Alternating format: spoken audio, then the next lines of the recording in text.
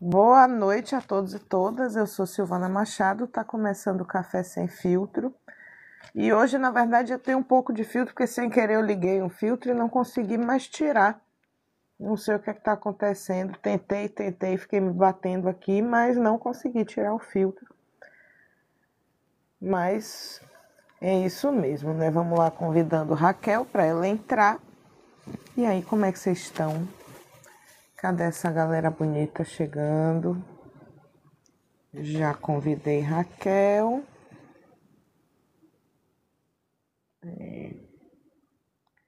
E aí? Entrou?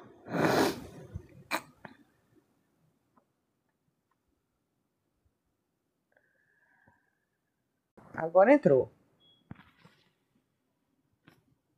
Um pouquinho de Boa noite. ele foi. Boa noite. Hoje deu um pouquinho Como errado para vocês? começar, né? Como assim? Eu me atrapalhei um pouco, sem querer eu liguei um filtro que eu não consegui mais desligar. Me bati um pouquinho para abrir a live hoje. Eu tive um pouco de dificuldade de botar você para subir também. Tudo bem, alguns dias são É, né? mais difíceis. Uhum. Como é que você tá? É Tá com as sempre bom tatuas vocês. à mostra? Hoje eu tô porque aqui em Goiás tá muito quente, gente. Tá ridiculamente quente hoje. Tem que ser uma regatinha, não tem condições. Coisa Como que boa. você está? Tô bem, tô bem. Aqui tá aquele ventinho parecendo de ar-condicionado, sabe? Tô de cabelo solto hoje, que eu nunca tô. Eu? E cabelo grande ainda. Tá enorme, né? Tá precisando dar uma paradinha assim, esse pedacinho assim, pelo menos. Mas tá aí, tá Ai, eu soltinho gosto, hoje. eu gosto. Tô com a piranha aqui do lado, se eu me agoniar em algum momento eu prendo. Vou ficar caindo na cara. Bom, deixa eu me apresentar. Eu sou Silvana Machado, sou psicóloga gestalt terapeuta, atendo adultos, crianças e adolescentes online e presencialmente em Salvador e Lauro de Freitas. Minha arroba é a mesma em todas as redes, arroba só queria dizer uma coisinha. Siga, compartilhe, dê like, curta, mande florzinhas, coloque coraçõezinhos. As lives são compartilhadas no YouTube também, a mesma arroba, só queria dizer uma coisinha. Você me encontra em todas as redes sociais. E conheça também Psicossurtada. Raquel, se apresente. Boa noite, pessoas. Meu nome é Raquel Guimarães, eu sou psicóloga comportamental. Eu atuo dentro da TCC, Terapia Cognitiva Comportamental, e vocês podem me encontrar com o mesmo nome, tanto aqui quanto lá na outra rede também, Psico.surtada, onde vocês podem me acompanhar. Eu falo muito sobre filmes, eu trago um pouco sobre conceitos também da psicologia, trago eu compartilho algumas coisas minhas, pessoais também, dificuldades também da vida que faz parte, enfim, é isso. Vou explicar o que é o Café Sem Filtro. É um projeto que foi criado por mim. E se eu estou escutando muito de fundo a minha voz, será que é o meu fone? Pode ser, não estou ouvindo retorno, não. Estou ouvindo seu áudio muito bom. Pera, Tá tirei o ativada a fone. opção de ruído de fundo, de silenciar ruído de fundo? Não sei, tava do celular, nunca precisei fazer nada. Agora eu acho que não tô mais me escutando, acho que era o fone mesmo. Tá me escutando normal? Tô, o áudio tá ótimo. Tá, acho que era o fone. Bora lá, o que é o. Não, eu continuo me escutando. Tá, pera aí. Deixa eu explicar o que é enquanto você fala aí, eu tento resolver. Tá. O que é o Café Sem Filtro, né? É um projeto criado por Silvana e eu. E ele nasceu da nossa vontade de conversar, né? Eu e Silvana somos pessoas que gostamos muito de filosofar sobre N coisas. Seu áudio Diga. estava melhor quando você estava com o fone. Agora ele tá falhando um pouco. Eu estou achando que é o meu climatizador que tá ligado, ele tá fazendo um ruidinho de fundo, eu acho que ele talvez esteja atrapalhando. Pode ser. Porque aí Pode sua ser. voz, em alguns momentos, talvez entra na mesma frequência do ruído de fundo e aí ele suprime. Eu acho que é ele, eu precisaria Me dá, assim, 5 segundos para eu levantar e ir lá desligar ele? Vai lá, eu vou aqui ficar entretendo as pessoas, vou aproveitar para ver o pessoal que entrou. Quem tiver pergunta, gata louca! Mulher, você tá aqui, seja bem-vinda. Ó, coisa boa, bom te ver aqui, bom te receber. Gata louca é influenciadora, faz um conteúdo muito legal aqui no TikTok. Sigam, conheçam, é muito bacana. Pessoal, participem, mandem perguntas, mandem comentários. A gente vai falar o tema da live de hoje daqui a pouquinho e Raquel vai explicar o que é o café sem filtro. Diga aí, que é o Jogue Duro. Bora lá, agora vai. Tirei tudo, acho que agora vai dar certo. O Café Sem Filtro é um projeto que Sil e eu criamos e ele surgiu da nossa vontade de conversar, né? Eu e Sil somos pessoas que gostamos muito de filosofar sobre N questões da vida, sobre fofocas desse país, sobre questões nossas. Então, a gente foi tendo essa necessidade, essa vontade de levar essas conversas para outros lugares, também abrir para escutar outras opiniões, outras pessoas. E daí nasceu o Café Sem Filtro, né? Toda segunda-feira, às 8 horas, estamos aqui com algum tema, né? A gente mudou um pouco a estrutura nesse ano, mas nós vamos estar sempre aqui segunda-feira, às 8 horas, conversando, e todos são muito bem-vindos para trazer seus pontos, suas opiniões. Por favor, ajuda muito e enriquece muito a nossa conversa. Sobre o que vamos falar hoje? Não esqueçam de visitar o nosso projeto Agiliza Psico. Só mandar mensagem pra gente, manda DM aqui ou no Insta, que aí a gente tem alguns materiais muito interessantes para você que é psicólogo, psicóloga, que está começando, já está exercendo sua prática clínica, para ajudar naquela parte burocrática, chata, difícil, de contrato, planilha e formulário, e todas essas coisas. A gente já tem esses documentos prontinhos para você, em valores módicos. Só entrar em contato com a gente, conhecer a Agiliza Psico, e hoje nós falaremos a respeito do tempo em terapia. Há quem diga que a TCC, que é rapidinha, que funciona, que Gestalt é muita enrolação. Há quem diga o contrário, que TCC fica negócio de deverzinho e fica enrolando. E que Gestalt é que é papum, rápida e caceteira, direto ao ponto. Há quem diga que a psicanálise... Enfim, falam muitas coisas da psicanálise. A gente não vai falar de psicanálise aqui, não.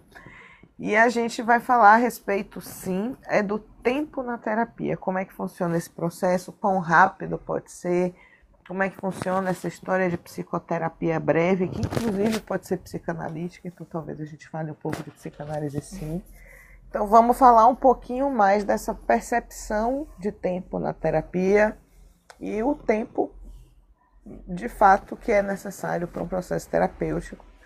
Raquel, comece falando sua perspectiva da TCC, mas antes de passar a palavra para a Raquel, eu quero convidar mais uma vez vocês que estão assistindo a live. A gente participa, manda pergunta, manda comentário, pode falar qualquer coisa para a gente aí. Tenta manter o respeito, é melhor, né? Vamos manter a civilidade, mas participem, comentem. É muito importante a participação de vocês. Raquel, jogue duro. Eu tô falando muito jogue duro, né? Tem problema não. Fazer uma breve introdução sobre esse tema, que ele é muito importante, né? Eu acredito que quando falamos sobre processo terapêutico, essa questão do tempo é uma comparação muito comum que as pessoas fazem, né? A abordagem X é muito rápida, a abordagem Y é muito lento, a abordagem a X vai aprofundar, a outra não. E essa ideia, ela vem de algumas características reais de cada abordagem também, né? Isso não foi algo que nasceu, brotou da cabeça do nada, mas muitas vezes elas são muito mal interpretadas, né? As pessoas não realmente conhecem as abordagens não com profundidade, e então fica só um achismo muito forte, né? A TCC, por exemplo, que é muito conhecida por ser muito estruturada, muitos protocolos, né, técnicas, enfim, isso faz muitas vezes com que ela seja associada a uma ideia de terapia breve, algo rápido, algo até superficial. Eu já escutei isso da TCC, ela ter essa ideia de ser algo muito superficial. E aí a gente tem a questão da Gestalt, né, que é consigo, que talvez as pessoas podem ver como algo muito demorado. Ai, mas eu não quero ficar pensando no meu passado, eu não quero ficar pensando na minha infância, não sei o quê. Mas essas coisas, esses detalhes não definem as abordagens como um todo, né? Na prática, o tempo de uma terapia não é determinado apenas pela abordagem, né? Eu diria.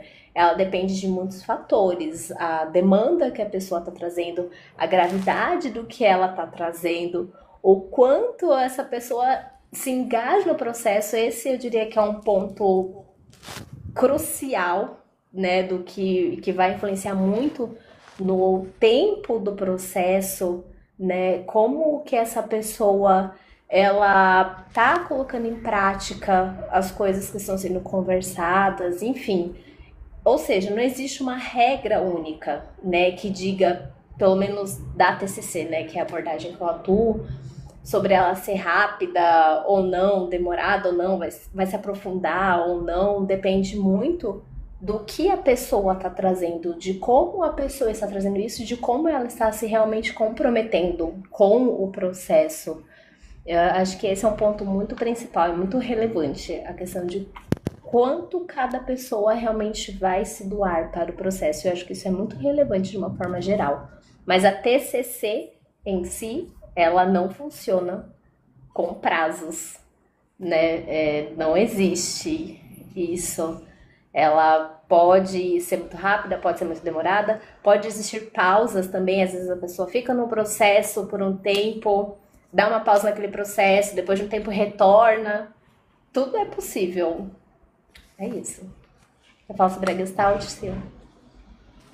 Interessante você falar isso, porque a TCC ela é mais estruturada, né? A TCC, uma coisa que eu vejo muito a galera das comportamentais da TCC em particular falando é que ela tem início, meio e fim, tem um tempo certo. E uma coisa que eu vejo muita gente da TCC, das comportamentais em geral, criticando a psicanálise pelo fato dela ser demorada e ser um processo que demanda mais tempo.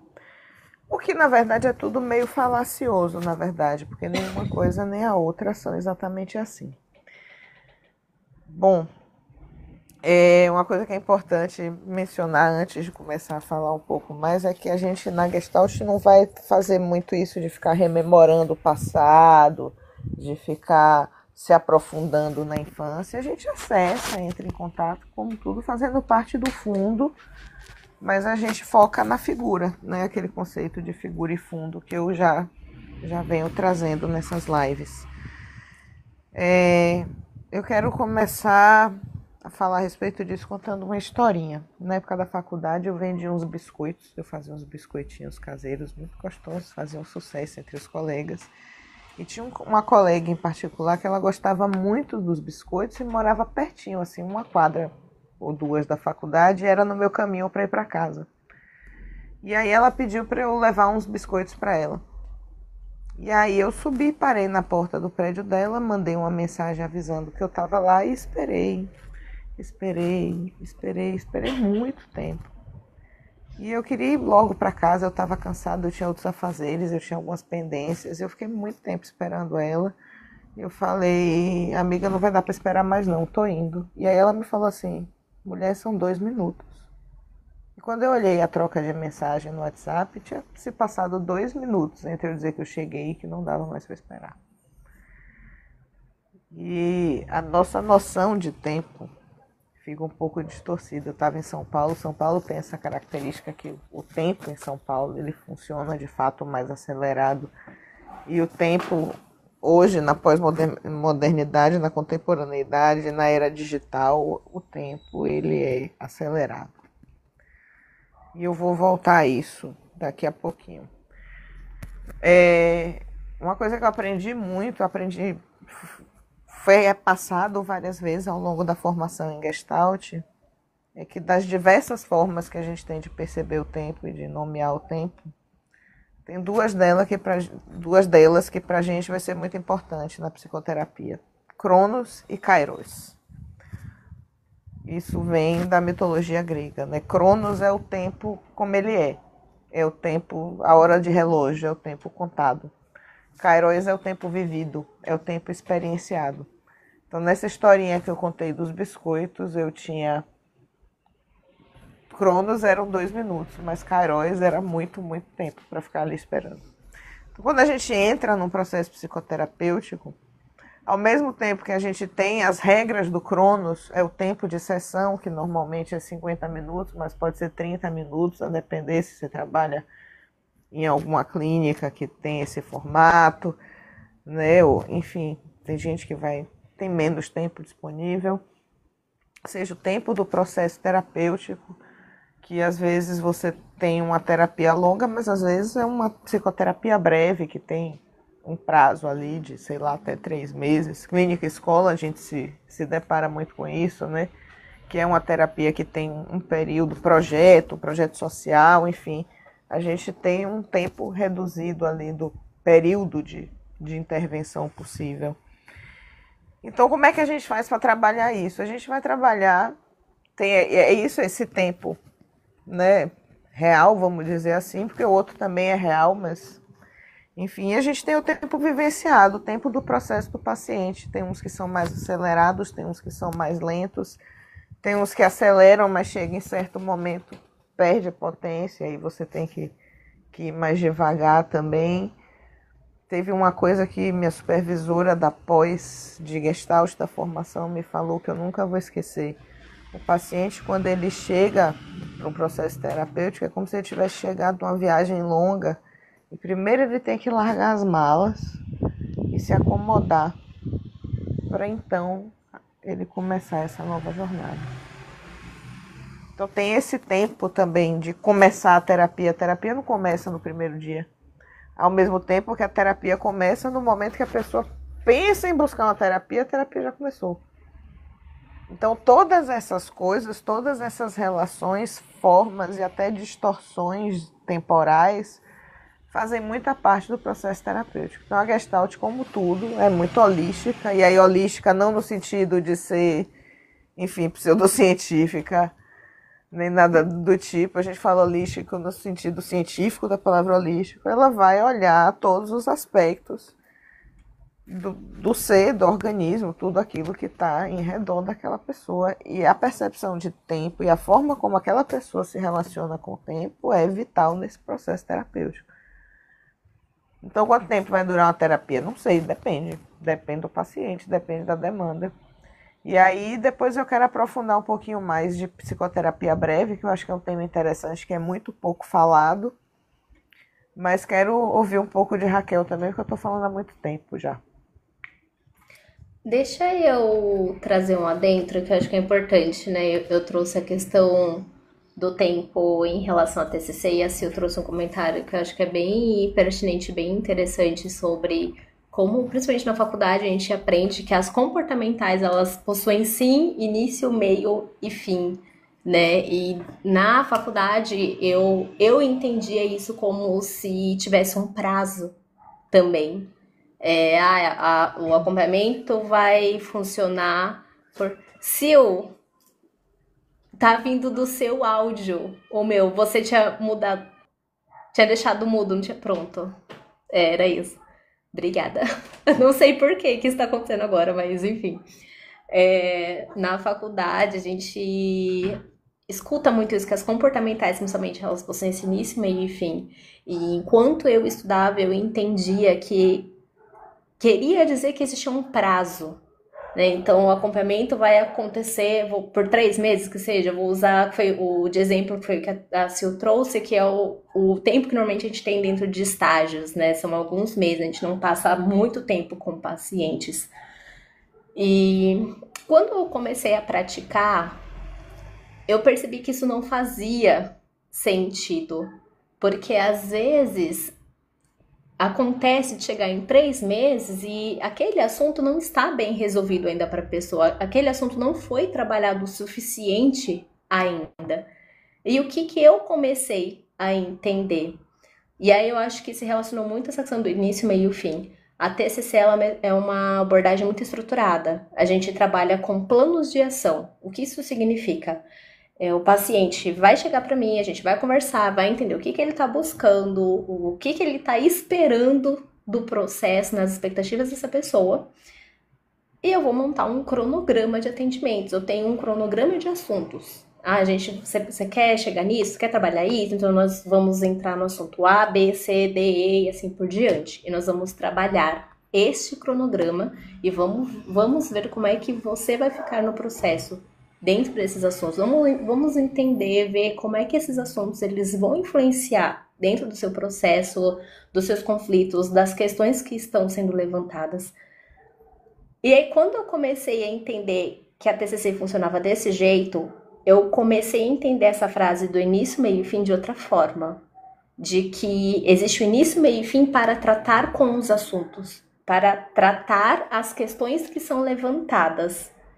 Isso foi o que eu comecei a entender. E não necessariamente início, meio e fim do processo como um todo. Como se tivesse um prazo. Então, se a gente entrou num assunto, vamos supor que a ansiedade, eu vou trazer esse, que é um assunto que todo mundo meio que já conhece, sabe o que eu tô falando. O paciente chega falando que tá ansioso. Então, a gente vai ter um cronograma para trabalhar a ansiedade. Vamos fazer uma psicoeducação sobre a ansiedade? Vamos trabalhar automonitoramento? Vamos trabalhar a identificação de ciclos? Bora entender o que são esses sintomas? Vamos entender gatilhos disso? Enfim, a gente cria um cronograma em cima do que está querendo ser trabalhado, em cima da questão que o paciente traz. E aí, nisso, sim, existe um início, meio e fim. A gente vai trabalhar um assunto de uma forma completa e uma forma contínua. Isso foi o que eu entendi quando eu comecei a praticar, do que queria dizer início, meio e fim. E não necessariamente de que início, meio e fim, porque o processo possui um prazo, o processo possui um tempo ali de validade. Isso dentro da TCC, né? Lembrando que a comportamental, ela tem outras abordagens, tem TCC, tem behaviorismo radical, tem outras vertentes dentro da comportamental também. Mas dentro da TCC, levando em consideração a minha prática, isso foi o que eu entendi. E é assim que as coisas funcionam, né? Pelo menos na minha prática. Porque às vezes a gente coloca um prazo, daqui a um ano, mas dentro de um ano a gente descobre que aquele assunto que a pessoa trouxe, na verdade, é só a pontinha do iceberg, tem outras questões que estão envolvendo aquilo ali que a gente precisa também conversar sobre essas outras questões, porque senão a gente não vai conseguir resolver o que está sendo levantado ali, o que está em foco. Então é um processo que, ao meu ver, é muito difícil colocar um prazo. Porque muitas vezes acontece isso, as pessoas chegam com uma demanda e a gente descobre que, na verdade, essa demanda é só a pontinha. Tem muitas outras coisas que estão levando a essa questão principal. E é muito difícil a gente colocar um prazo em cima disso. É isso. Você tinha me passado a fala, mas eu esqueci. Se eu até do que... Desculpa. Pode... Põe o som, o microfone. E eu respondendo aqui, não, mas pra mim tá rolando, tá fazendo sentido tudo aí que você tá falando e estamos conversando. Se eu esquecer de reativar o microfone de novo, depois você me avisa, porque você vai ficar minha fiscal de microfone.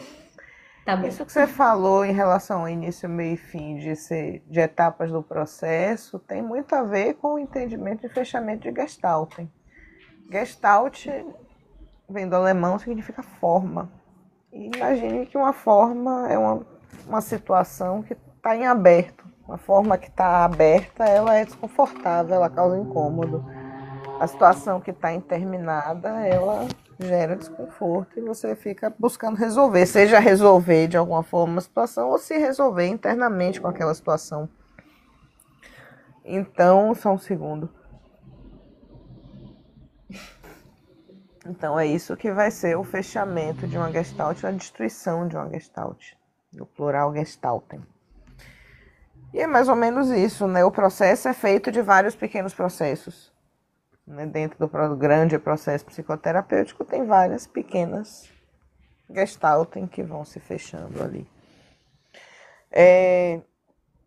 Bom, vamos lá. A pessoa chega procurando uma coisa específica. É um tema específico, uma questão específica, um trauma, um luto, uma situação assim. A gente está falando aqui de terapia focal, né? Você vai trabalhar em um tema específico. Sempre tem coisas por trás. Sempre se relaciona com outras coisas. Vai se relacionar com o fundo, é biopsicossocial, vai se relacionar com a história de vida daquela pessoa, vai se relacionar com questões de passado e futuro. Como é que a gente vai trabalhar isso? Bom, aí vai depender do paciente, da disponibilidade de tempo. Porque uma coisa é a gente estar na clínica particular, seja em consultório, seja no online. Online, então, fica mais fácil ainda para você fazer uma terapia infinita, né? Você está na sua casa, onde você estiver, você abre seu celular e você consegue fazer sua terapia. O profissional pode estar do outro lado do mundo e você faz. Presencial tem algumas pequenas limitações de você se mudar, de ser um lugar de difícil acesso. Mas quando a gente está falando, por exemplo, de uma clínica escola, de clínica ampliada, a gente está fazendo consultório de rua, quando a gente está atendendo dentro de uma instituição, plano de saúde que tem uma quantidade limitada de sessões, apesar de você conseguir, né, ir renovando a guia para continuar o processo, a gente trabalha com coisas mais imediatas mesmo, com demandas mais imediatas, né? Dificilmente, é raríssimo a pessoa ir para o psicólogo do plano de saúde porque quer resolver uma questão existencial e se conhecer mais profundamente, é porque está tendo crise de ansiedade, está em crise de fibromialgia, tem crise de pânico, está deprimido, enfim, está em crise, está passando por alguma situação de crise mesmo. Então a gente tem um trabalho que é mais focal, né? Às vezes a gente tem uma limitação temporal. Vamos falar da história dos 3 meses. E aí eu quero ir para um pouco de teoria, que na verdade não é só teoria, assim, é relato de prática mesmo. Tem uma coleção de livros da Gestalt que é canônica, que é o Frazão e Fukumitsu. É uma coleção de livrinhos assim que traz vários artigos e é um compilado assim para basicamente todas as etapas do seu processo como psicoterapeuta dentro da Gestalt, assim. E dentro deles, não vou me lembrar agora em qual volume, tem um texto de Lica Queiroz que ela fala isso, da psicoterapia breve na clínica ampliada. E ela traz essa relação de Cronos e Queiroz e fala que uma das coisas que a gente, como psicoterapeuta, tem que tomar cuidado é para não ceder à tentação de explorar o psiquismo do paciente inteiro quando ele tem uma demanda que é pontual. Então a pessoa tem uma questão de luto, a gente vai permear as coisas que fazem parte desse fundo, claro, mas tem que não sucumbir à tentação, melhor dizendo, resistir à tentação de ir explorando e revirando e mexendo tudo mais a fundo, quando a gente não vai ter tempo de elaborar todas essas questões junto com o paciente. Então tem uma coisa da gente manter o foco ali também. A gente tem um tipo de psicoterapia que ela é... Eu me esqueci o nome, agora tem até um nome específico, que ela acontece ali num dia, uma sessão. A sessão tem início, meio e fim. O processo é uma sessão, é um encontro. Isso acontece muito em consultório de rua, né? Clínica de rua, clínica ampliada. Isso é muito frequente. Você tem um encontro com aquela pessoa. O que é que você consegue fazer por ela ali? E aí a gente vai para aquele conceito de Gestalt. Se a Gestalt, ver qual é a Gestalt que você consegue fechar naquele momento ou não, né? A sessão é uma Gestalt em si, que se abre e se fecha. Mas tem uma outra coisa também, que não necessariamente as Gestalten vão se fechar ali naquele processo. A pessoa leva alguma coisa com ela e vai elaborando e vai desenvolvendo até que ela digere isso por conta própria em algum momento. E aí digerir, eu sempre falo isso, é você mastigar, destrinchar todos os pedacinhos miudinhos, engolir, absorver o que te serve e eliminar o que não te serve. E esse processo ele acontece além do setting terapêutico, né?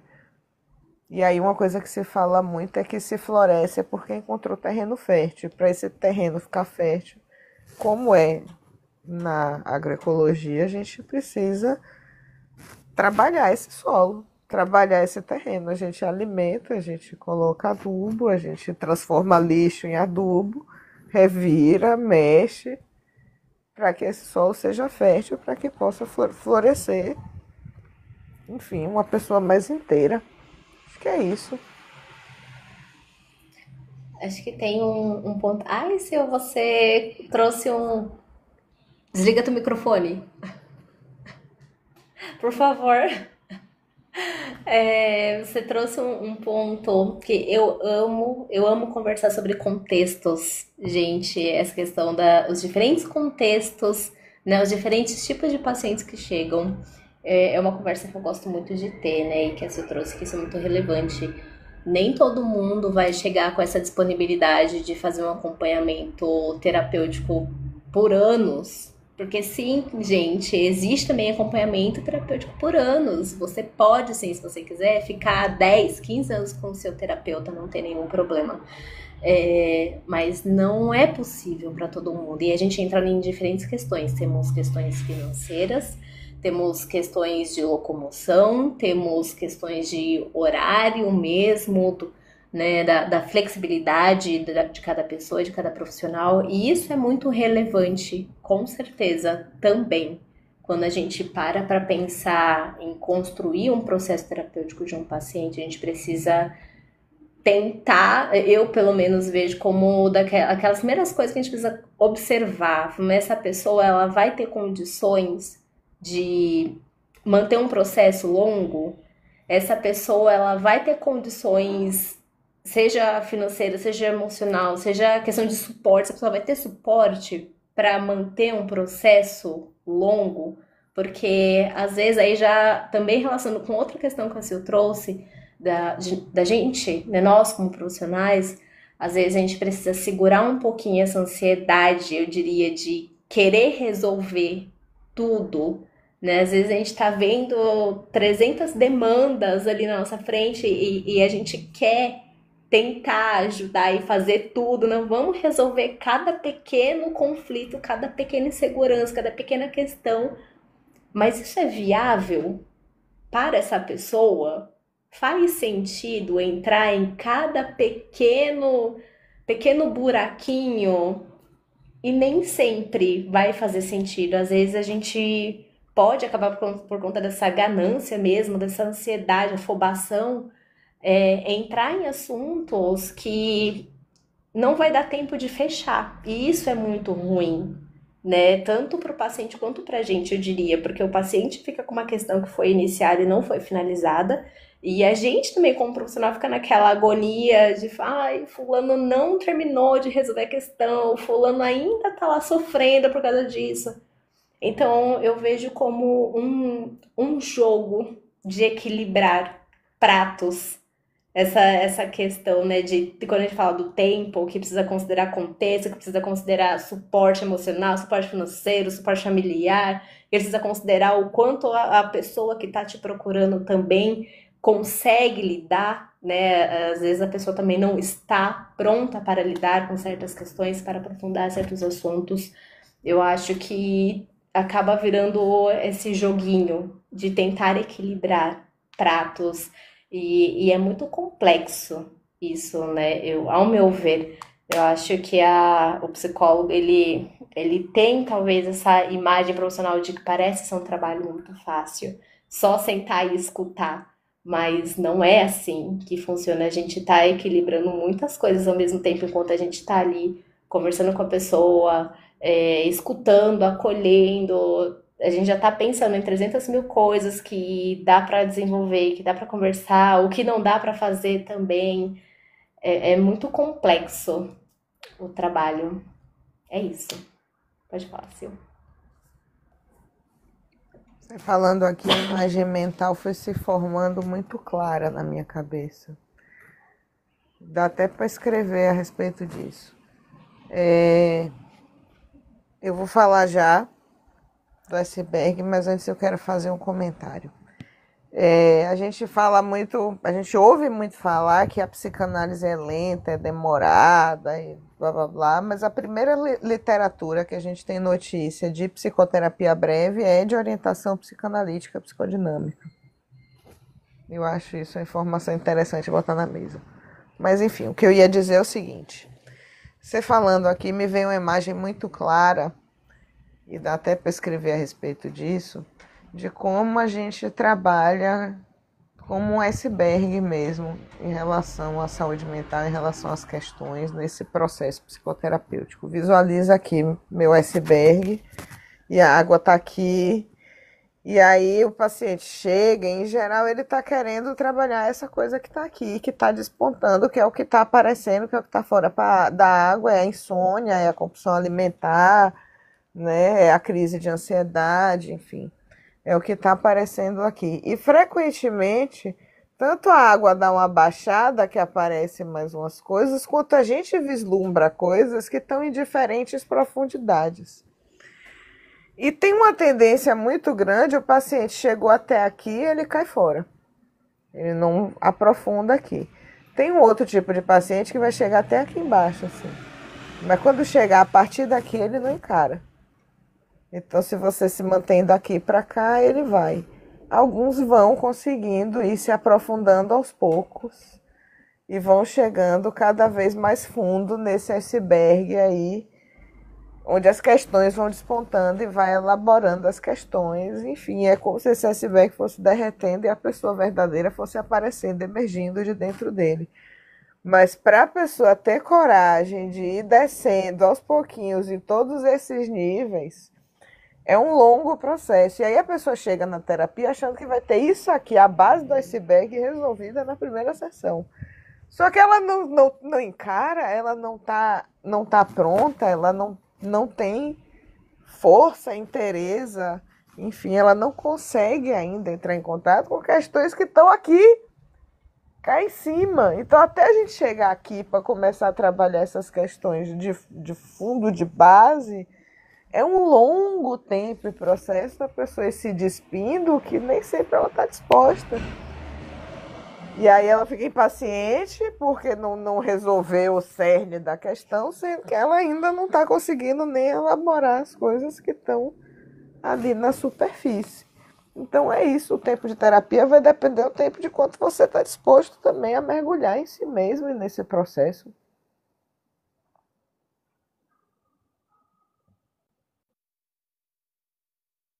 Você que está mutado agora.